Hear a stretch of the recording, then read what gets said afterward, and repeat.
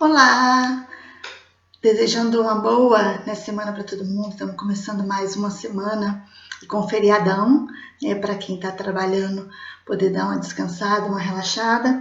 E hoje nós vamos continuar na sequência de falando das dificuldades, né, da aprendizagem. Então nós vamos falar hoje de disgrafia. E aí a disgrafia, ela é muito confundida com a dislexia, com a disortografia. Então a disgrafia é uma dificuldade no ato motor da escrita, no ato de escrever, de colocar no papel a escrita.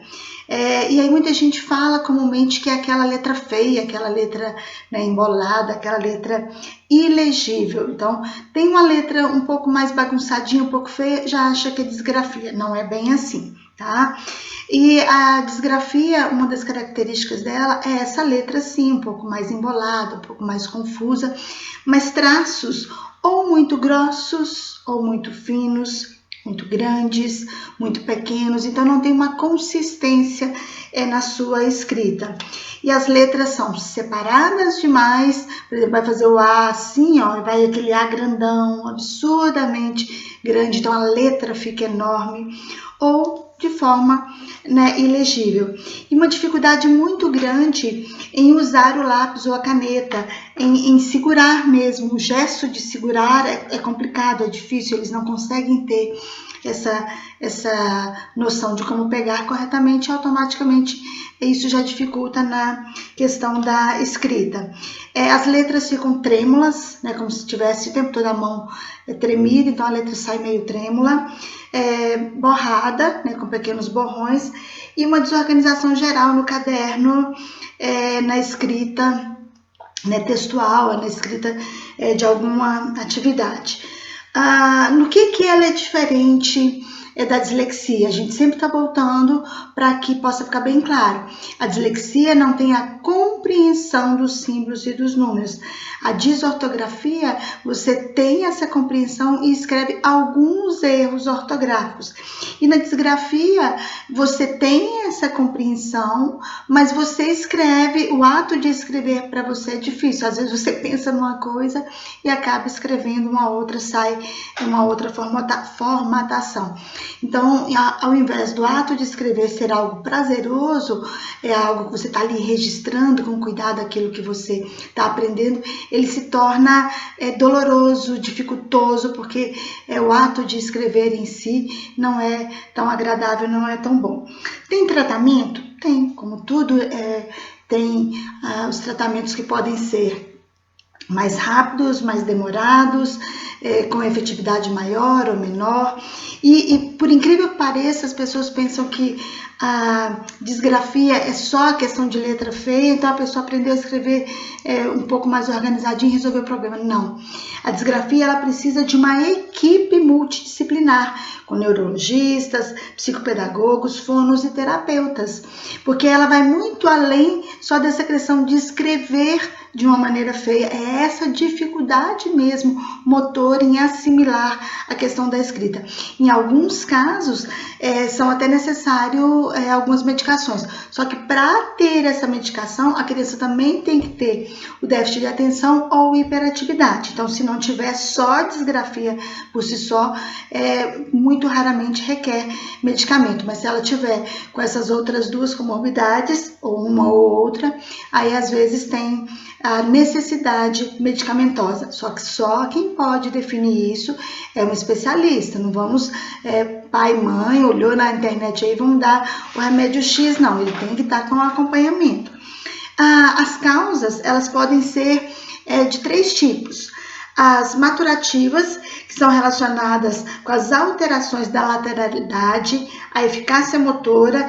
Então, ela escreve, a escrita é irregular, sempre no nível como se assim, você quando está escrevendo com calma, está escrevendo um cartão para alguém, está escrevendo alguma coisa que outras pessoas vão ler, você não escreve mais caprichadamente, mais pausadamente. Quando você está com pressa, você não escreve tudo assim um pouco mais corrido, então a sua letra não fica do mesmo jeito. No caso da criança com disgrafia, a letra dela é sempre como se ela estivesse com pressa, sempre como se estivesse corrido. Então sempre é uma letra um pouco mais bagunçada. É uma letra que tem velocidade e traçado desordenado. Então não é de forma regular. E não é porque ela está com pressa, é porque é o jeito de escrever mesmo. Esse exemplo foi só para vocês entenderem dessa diferenciação na letra. A caracterial, que ela está relacionada à personalidade da criança. O que vai influenciar nesse seu aspecto gráfico?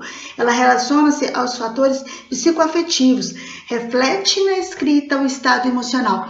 Por incrível que pareça, a letra feia, a letra desorganizada da criança reflete muito o seu estado emocional. Se ela não está bem emocionalmente, ela não vai escrever de forma correta, mesmo às vezes sabendo como é que é cada letra, como é que se escreve.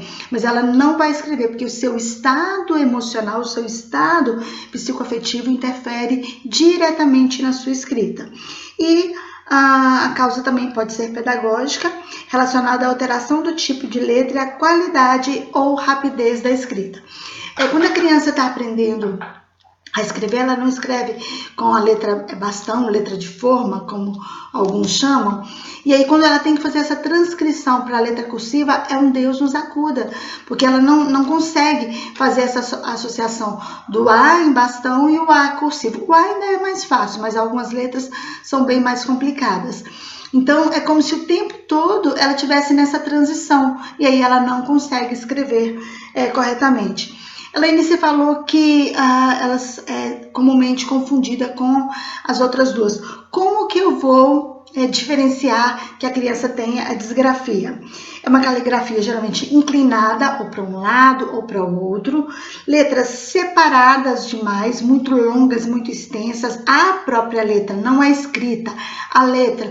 Às vezes ele vai escrever amor, coloca um A grandão, aí um M pequenininho, um O grandão e um R pequenininho. Então são letras sem uma padronização, ou grande demais ou pequena demais, mas tudo na mesma escrita. Não é tudo só grande ou tudo só pequeno. Letras sobrepostas, separadas demais ou sobrepostas, ilegíveis. O ritmo da escrita ele pode ser lento demais, ela demora para poder fazer o traçado de uma letra, ou rápido demais, e nesse rápido demais que fica ilegível, que a gente não consegue nem entender o que a criança está escrevendo. Traçados muito finos ou muito grossos, com erros ortográficos, tá? Que aí se assemelha à desortografia, pontuação inexistente ou de forma equivocada, errada. Para colocar um ponto de interrogação, ela coloca exclamação e vice-versa. Borrões, borra muito e aí vai apagar e fica aquela bagunça. Então o caderno geralmente é muito com aparência de sujo, de desorganizado, de que não foi feito com muito capricho. 8% das crianças que têm dislexia têm disgrafia. Então, a dislexia também tem associação com a disgrafia. E 60% das crianças com déficit de atenção têm a disgrafia. Então, ou seja, vai um pouquinho além do que o que a gente imagina que é só uma escrita mal traçada ou uma escrita desorganizada. E aí tem dois tipos de disgrafia. A disgrafia motora ou discaligrafia, que a criança encontra dificuldade no traçado da coordenação motora fina, mas domina a leitura e a fala. Ela fala bem, ela sabe dizer quais são as letras, ela sabe escrever, mas na hora de traçar, na hora de escrever, na hora de grafar a letra, ela faz isso de forma inadequada, dessas maneiras que eu já falei, de um traçado grosso demais, fino demais, muito separado, de forma ilegível. E a disgrafia perceptiva é uma dificuldade na associação dos símbolos e a grafia que representa o som das frases. que essa aqui sim se assemelha um pouco mais com a dislexia. Então ela tem essa dificuldade nessa associação de que símbolo que é, de que letra que é, de que palavra que é para poder representar. Então às vezes ela sabe falar, ela sabe na hora de ler, ela consegue ler, mas na hora de escrever aquilo ela tem essa dificuldade. Como que é feita a intervenção nesses casos? Como já disse, precisa de uma equipe multidisciplinar, porque não é só o professor, só o pedagogo, só o psicopedagogo. Tem várias outras situações aí que interferem até para identificar como que está essa associação dos símbolos. Se ela está mesmo só na dificuldade motora de grafar ou nessa questão de associar os símbolos. Sempre, gente, em toda situação, elogiar a criança pelo seu esforço, não elogiar pela letra feia, pela letra desorganizada, pelo caderno bagunçado. Não é esse tipo de elogio, mas elogiar pelo esforço. Nossa, que legal, você fez isso. Tá bom, mas você pode melhorar, você pode fazer um pouquinho mais organizado, você pode consertar isso. Então, ou seja, você está valorizando aquilo que ela fez e incentivando para que ela faça melhor. Se você sempre falar assim, nossa, tá horrível, tá uma bagunça, tem gente que fala assim, nossa, que caderno porco, né? Então, assim, você tá jogando por terra todo o trabalho que a criança teve. E às vezes para ela fazer aquilo ali foi bem difícil e você jogou tudo por terra. Então, elogiar e incentivar a fazer melhor, tá? Então, a melhorar a grafia, a escrita, a postura adequada. Se a criança está deitada na cadeira para escrever, isso vai ficar pior. Se a criança está bem caída assim na cadeira, então isso também vai ficar pior. Então, a postura mais adequada, mais correta, ela sentada, se ela estiver em pé, ela vai querer se movimentar e aquilo vai bagunçar mais ainda. Então, a postura adequada, o controle corporal, a percepção espaço-temporal, de lateralidade, que é para ir para a esquerda, para a direita. Já viu que às vezes a criança pega o caderno, aí ela começa a escrever, né, do final da linha para o começo, aí se tem um desenho, ela também começa de forma equivocada. Então, explicar para ela, né, os pontos de por onde se inicia a escrita e por onde se finaliza. Geralmente os cadernos têm margem, ela vai até o final da margem e se bobear, ela passa para outra folha dentro daquela mesma margem. Então, explicar, dar essas noções para a criança de tudo isso. Coordenação visomotora, atividades pictográficas. O que são isso?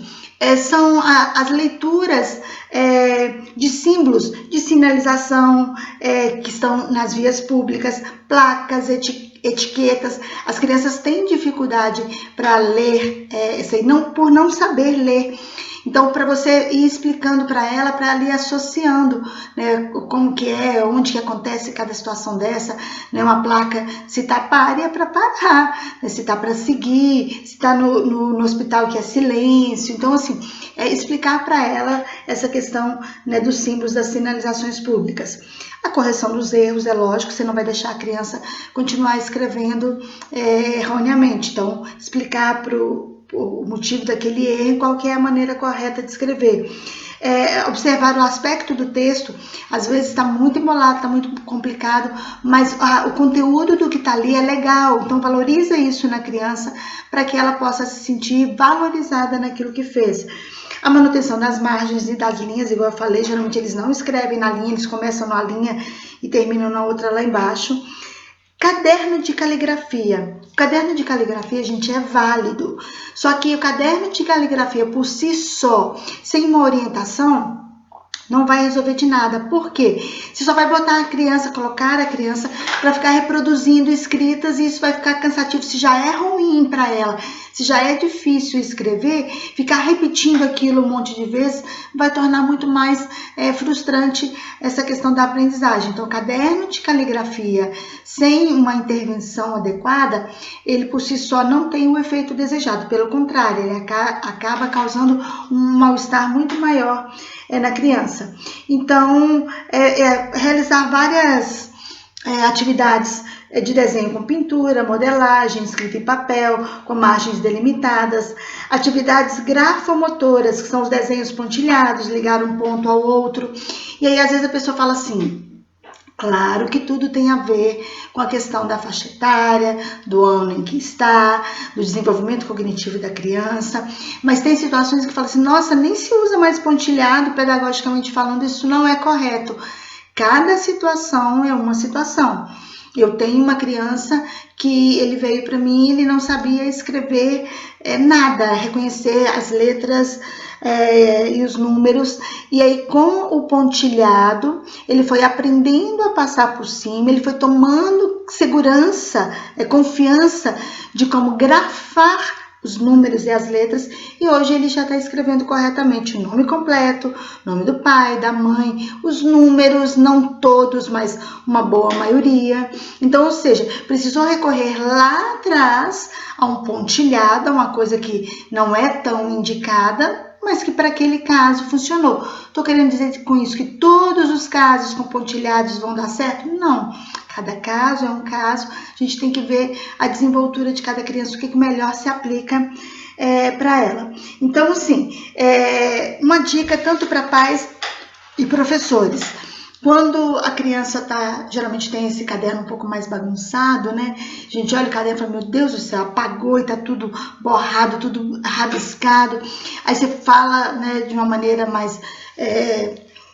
sem tato pedagógico, né? Você fala assim, nossa, mas que caderno bagunçado, que caderno porco, nossa, que feio. Aposto que todo mundo na sua sala ri de você. Não faça isso. Oriente a criança, fala, nossa, vamos tentar, quando você for apagar, fazer assim, ó, vamos fazer um pouco mais, sem tanta força, tanto peso na escrita, porque quando você apagar, vai ficar melhor. Então, professores, pais, não façam isso de dizer que o aluno é preguiçoso, não quer escrever. Então, você não sabe o problema que ele tem. Então, primeiro avalie, primeiro observe, para depois você fazer um julgamento, né, de valor. Então, por favor, tente extrair da criança, isso se aplica também ao adolescente, ao jovem, ao adulto, o máximo que ele tiver, né? Extraia o melhor, valorize esse melhor, incentive isso, e aí sim você pode cuidar e tratar um pouco mais daquilo que está defasado, daquilo que precisa ser mudado. Então, um abraço para todo mundo, uma ótima semana para todos nós. Beijo, fiquem com Deus.